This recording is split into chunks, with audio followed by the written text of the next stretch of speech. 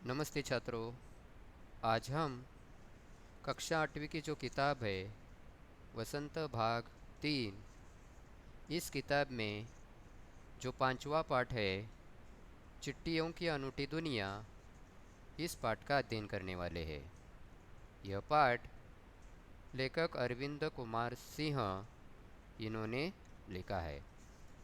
पहले वीडियो में हमने इसके पहले हिस्से का अध्ययन किया है। आज हम अगले हिस्से का अध्ययन करेंगे।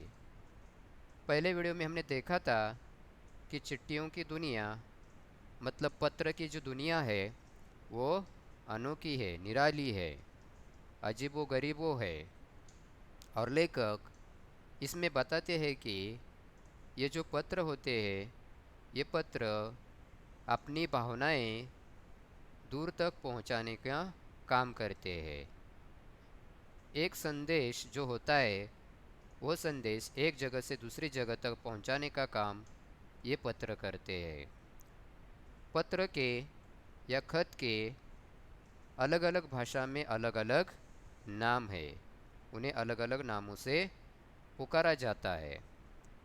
तो इसीलिए इस पत्र को आज भी हम क्या करते हैं, महत्व देते हैं।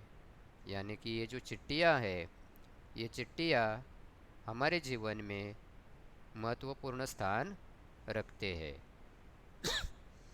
तो इसी प्रकार पहले हिस्से में हमने ये देखा था, उसमें लेखक ने एक उदाहरण भी दिया था जो कि पंडित जवाहरलाल नेहरू ने उस समय लिखकर रखा है। यानी कि हजारों साल तक संचार का साधन केवल पत्र ही रहा है और आज भी हम संचार के लिए पत्र का क्या कर रहे हैं, उपयोग कर रहे हैं। भले शहरों में, नगरों में उनका उपयोग कम किया जाता हो, लेकिन ग्रामीण इलाकों में आज भी उसका उपयोग ज़्यादातर किया जाता है, ऐसे यहाँ लेखक बताते। और यहाँ तक हम आए थे। आगे हमें पेज नंबर 25 पर देखना है। तो लेखक यहाँ हमें बताना चाहते हैं कि जहाँ तक पत्रों का सवाल है, यानी कि जहाँ तक ये जो खत है, ये जो लेटर है, ये जो पत्र है, इनका सवाल है, तो ये अगर आप बारीकी से उसके तह में जाए, है ना, तह, ये क्या है, नया एक शब्द आया है, तह में जाए।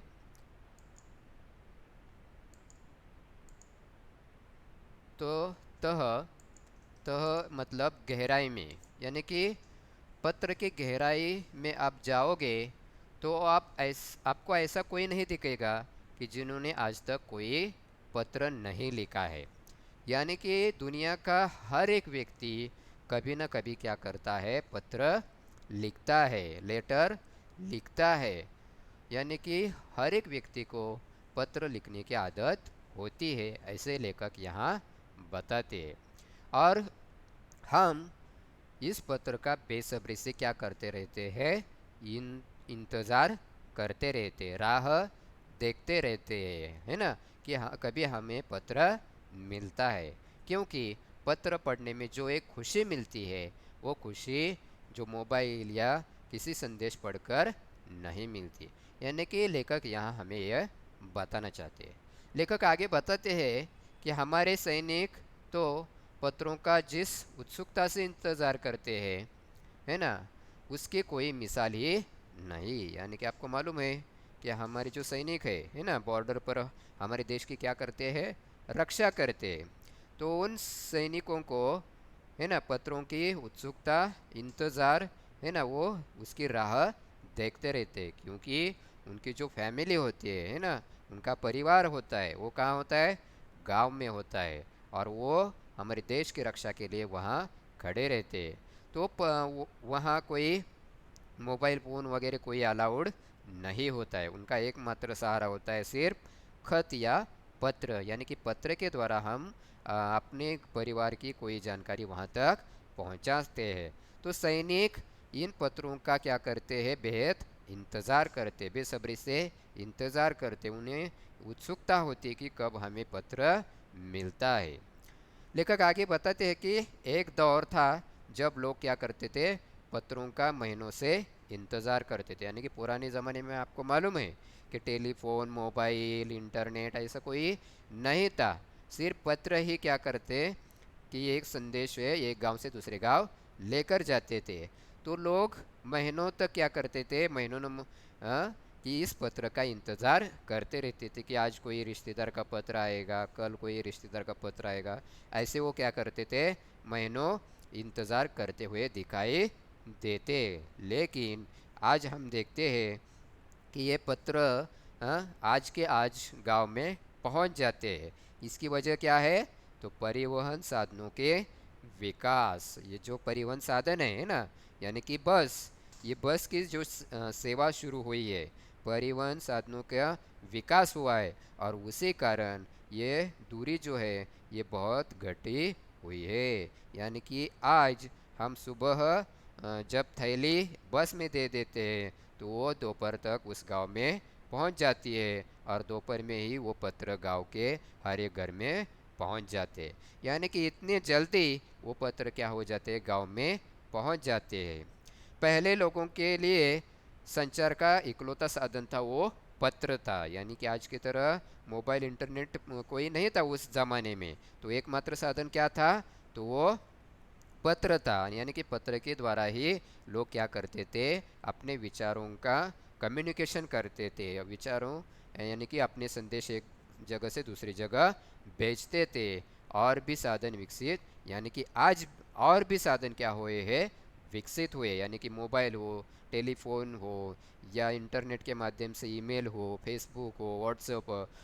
यानी कि आज आधुनिक साधनों का निर्माण हुआ है। हम जल्दी ही इन साधनों के द्वारा क्या कर सकते हैं, हमारा संदेश वहाँ तक पहुँचा सकते हैं, ऐसे लेखक यहाँ बताते हैं। लेखक अगले परिच्छेद में बताते हैं कि आज देश में, आज क्या हुआ है देश में, कि आज देश में ऐसे लोगों की कमी नहीं है जो अपने पुरखों की चिट्ठियों को क्या करते हैं, सहेज कर, संजो कर विरासत के रूप में रखते हैं, है ना। यानी कि हर एक आदमी को कोई ना कोई आदत होती है ना।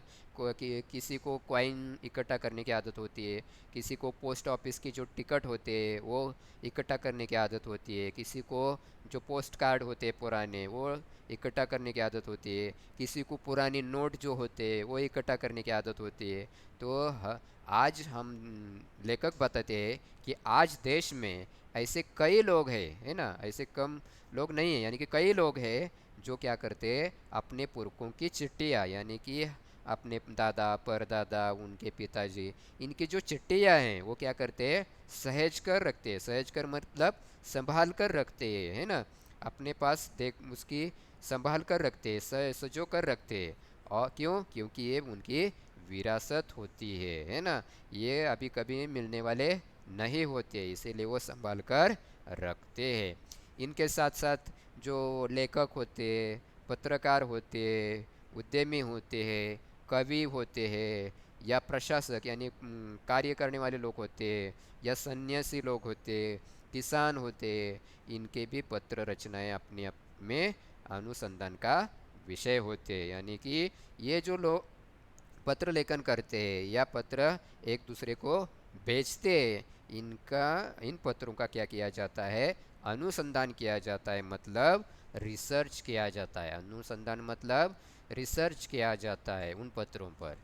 तो इसी प्रकार आज हम देखते हैं कि ऐसे कई पत्र हमें मिलते हैं, और आज हम देखते हैं कि ऐसे पत्र जब मिलते हैं तो वो एक दस्तावेज होता है हमारा, है ना, एविडेंस होता है कि उस काल में ये घटना घटी है, और उसी कारण हम उसे संजो करते, ठीक तरह से संभाल कर रखते हैं। आज भी हम कभी घूमने के लिए चले जाते हैं तो हमें वहाँ दिखाई देता है ना, कि किसी के जूते वहाँ संभाल कर रखे, किसी के जो कपड़े है वो संभाल कर रखे। जैसे कि हम कोल्हापुर में गए थे, है ना, शाहू पैलेस में, तो वहाँ देखा कि पुराने ज़माने की जो जो चीज़ें थी वो चीज़ें वहाँ संभाल कर रखी हुई थी।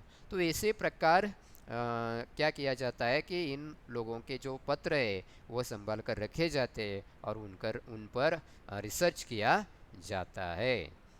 लेखक आगे बताते हैं कि अगर आज जैसे संचार साधन होते तो पंडित नेहरू अपनी क्या करते, पुत्री यानी कि इंदिरा गांधी को क्या करते थे, पत्र लिखते थे। पुराने ज़माने में तब फ़ोन वगैरह कुछ नहीं था, तो वो क्या करते थे, अपनी जो पुत्री है इंदिरा गांधी, उन्हें वो पत्र लिखते थे।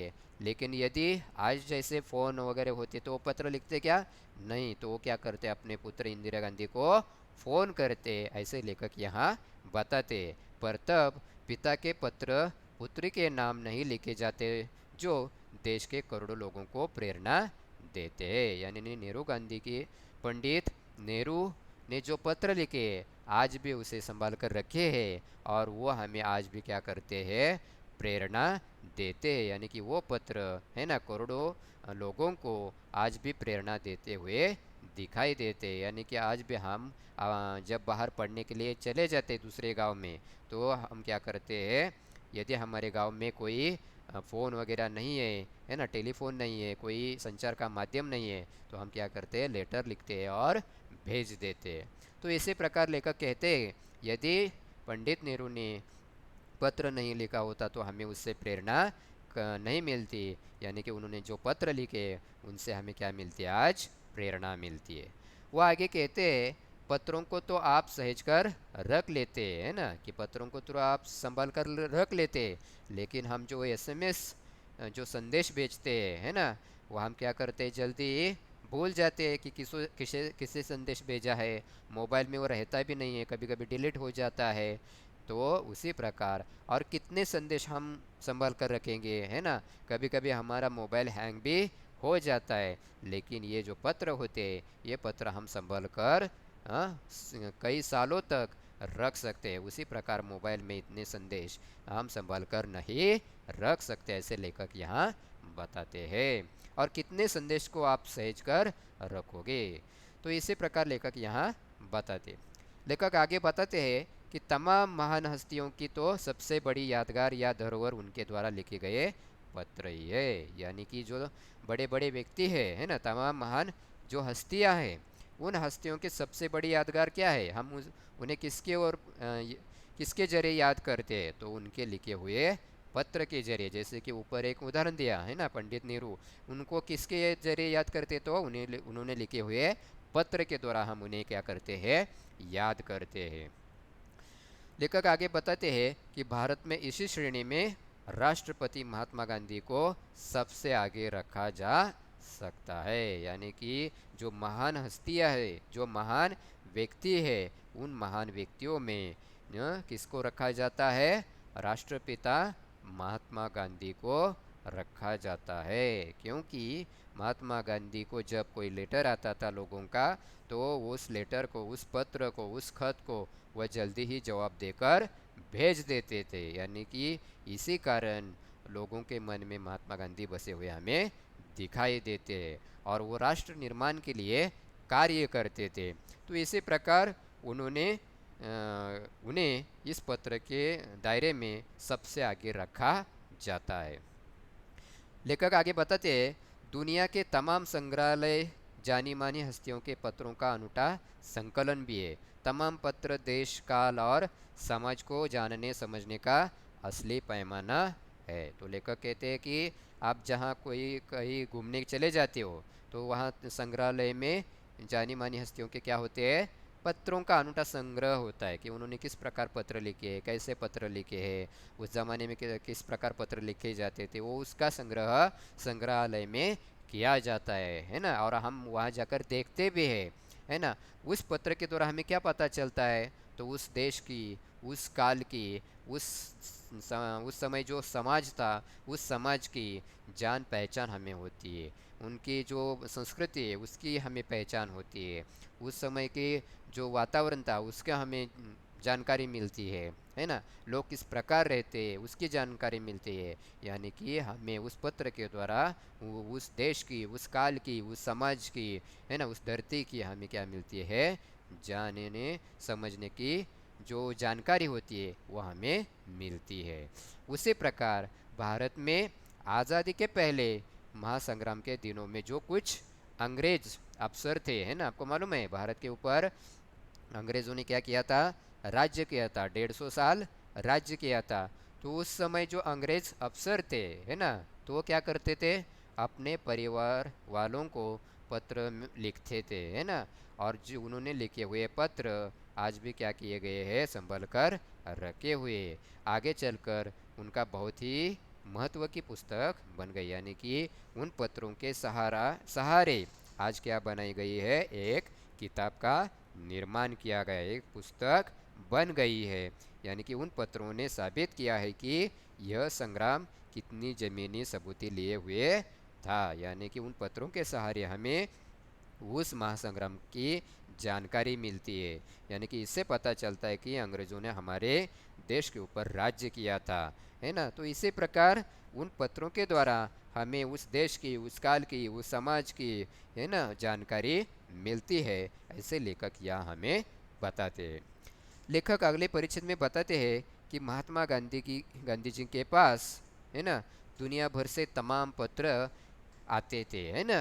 महात्मा गांधी जी को दुनिया भर से पत्र आते थे, और वो किसके नाम के आते थे, तो महात्मा गांधी इंडिया ऐसे लिखकर क्या करते थे, भेज देते थे। तो इतना ही लिखा जाता था, महात्मा गांधी इंडिया।